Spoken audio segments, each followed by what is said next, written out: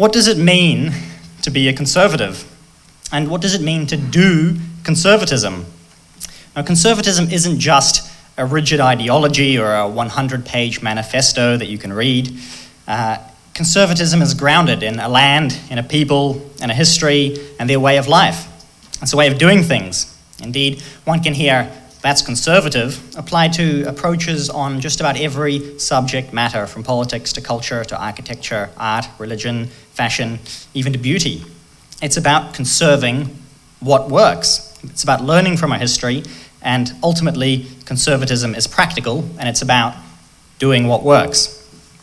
The traditional family structure that we enjoy today wasn't so common in the ancient world prior to Christianity. People did as they pleased. Infanticide and elder abuse were seen as normal, and we've heard a lot of that today returning. It were the teachings and actions of the early church that changed that world. The bits of Roman and Greek life that were good are still with us. Their logic, their democracy, their art. We conserve the good and we reform the bad. Many will be familiar with William Wilberforce, the British politician who made slavery illegal throughout the empire. But he did more than that. He made slavery unthinkable. He pursued the idea that the best way to prevent great crimes was to punish small crimes. Animal cruelty was normal in his day, and even most good people would not have batted an eyelid at animal abuse. And yet, he made that unthinkable. He founded the RSPCA and did many good works in terms of ensuring that we have the concept of animal rights today. In London, in his day, near the turn of the 19th century, it's estimated that around 25% of the unmarried women were prostitutes, with about half of those underage. It was said that even a good person could have walked past an 11-year-old prostitute on the streets of London without a hint of disgust or outrage. It was regarded merely as a fact of life. "Keep your religion to yourself," may have been a common reply to those who spoke up against it. A ubiquitous social conscience and the need to speak up against injustices has its roots in the activism of William Wilberforce. Many people view Wilberforce as a man who changed the law, but that's not where he started. He had to first change the culture. He had to change the people. And this is our challenge today as well. There's an old Maori proverb: what is the most important thing in the world? It is the people. It is the people. It is the people. I've always wondered why it was repeated 3 times. But that's because people are important. In fact, a condensed version of that proverb is written on our conference banners. Now, what rights and liberties are the most important? When you look at where our nation is headed, we hear a lot about choice and safety, and we've heard that from many of our speakers today. You realize that there is something that really sets conservatives apart from the rest. Let's take a look and see what many of our opponents value. In many cases, their values are the opposite. They are inverted to what we have traditionally and inherited and held to. There are those among our opponents who seek to create a right not to be offended. They want to undermine our heritage of freedom of speech, one that has been hard-won in the English legal tradition over the centuries. Speaking the truth may simply become a crime because somebody perceives it as hateful. New Conservative stands against this so-called hate speech and these amendments that are being formulated to undermine our Bill of Rights, as our so-called Justice Minister Andrew Little promised the United Nations some years ago. And you would have seen that list on Victoria's slides around the 15 bills that were passed in 17 hours. Buried in there was an amendment to the Bill of Rights Declaration of Inconsistencies, which is a mechanism that the government is planning to review and introduce hate speech legislation. And we will protect your freedom of speech and expression.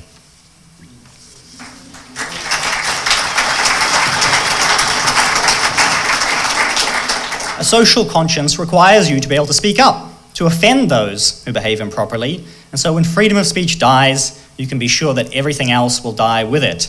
You need to be aware of your history, which is why ignorance toward the past is promoted today. Killing an unborn baby in the womb is no longer viewed as murder, but simply referred to as healthcare. Killing elderly, disabled, or terminally ill persons is no longer described as murder if the referendum has its way, but simply as healthcare. They'll take doctors and turn them into killers. They prioritize a right to death, which can only be done by undermining the very right to life. These two things cannot coexist. A new Conservative will legislate rights for the unborn, and we will protect the vulnerable at the end of their lives.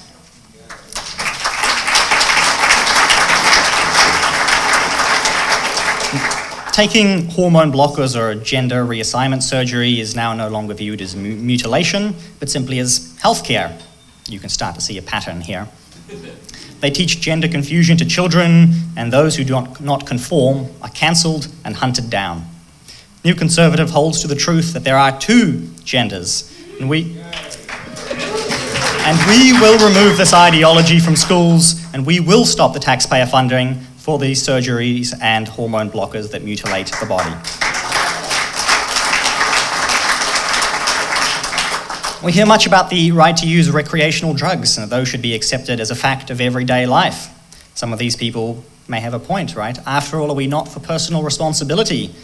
But they say all this as they trample on the rights of the unborn, on your freedom of speech, as they sell out your sovereignty, whether to the United Nations or the Chinese Communist Party or various pale-faced tribal elites. Why would they do all of this? Why would they support something that promotes escapism, causes long-term brain damage in young people, and all this in a society that's getting more nihilistic with incredibly high suicide rates? It makes you wonder why this is a priority. They undermine your greater freedoms, and they distract you with the illusion of new ones that enslave people in dependency. St. Augustine once said, "A man has as many masters as he has vices." And it's often described that, perhaps cannabis is just like alcohol. But if we look back through history, can we think of great historical figures who smoked a lot of cannabis? Perhaps if Winston Churchill smoked as much cannabis as he drank whiskey, I suspect we would all be speaking a different language. Rather than teaching progressive dogma and propaganda, our education reforms would see trade schools start from year 9 and charter schools brought back. Schools would have a greater form of independence, more parental control, and more student-based funding. These people talk about the environment. They pour billions of dollars into the carbon credit scam. They buy beachfront apartments and they jet around the world while they expect you to believe in man-made climate change. They cause massive emotional damage to children by teaching them that the world is going to end in 11 or 10 years. 15 now. Or 15, it fluctuates like the sea levels. New Conservative will repeal the ETS. We will withdraw from the Paris Accords. We will invest in pollution solutions, real solutions to real pollution. New Conservative will look after our farmers and our rural communities. We do not need more red tape and taxes put on their backs by career politicians in Wellington who have never stepped foot on a working farm.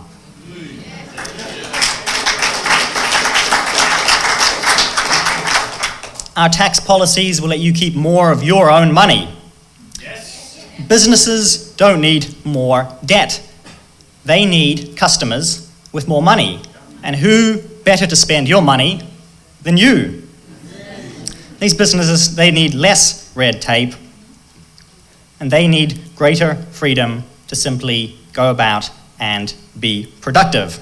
Once upon a time, 100 years ago, New Zealand's economy was in fact the most productive in the world. And this is not something many people know. What happened? Our productivity has slowly declined. We're now the middle of the pack. In fact, it's predicted that many Eastern European countries, after 70 years of communism, will probably outpace us in the next decade or two if big changes are not made. The first quarter GDP growth was announced recently. Just about every sector was down. But there was one sector that saw an increase in output. The mining sector. It may come as a surprise with all of the attacks from the government on oil drilling, mining, and so on. And yet, here we are in the middle of the COVID-19 crisis. What's the sector that kept us going? And it's that mining, those drilling, it's the farmers that we've heard so much about. Instead of our welfare policies that continue to hand out more and more and to entrap people in dependency, we believe that welfare should provide a hand up rather than simply be a hand out. And of these policies are about that theme here, doing what works. We know this works, it's worked in the past, and everybody who's on the ground, the people who are on the front lines, they know it works. This government has gone soft on gangs, they're giving prisoners the vote, and they treat criminals like victims. Recidivist offending shows that our justice system is broken. One should not be able to get a rap sheet of dozens or even hundreds of serious offences in a lifetime. This is the result of an inverted view of justice, where criminals are considered the victims of their own circumstances, and real victims are simply tossed aside and ignored. New Conservative will introduce 3-stage sentencing.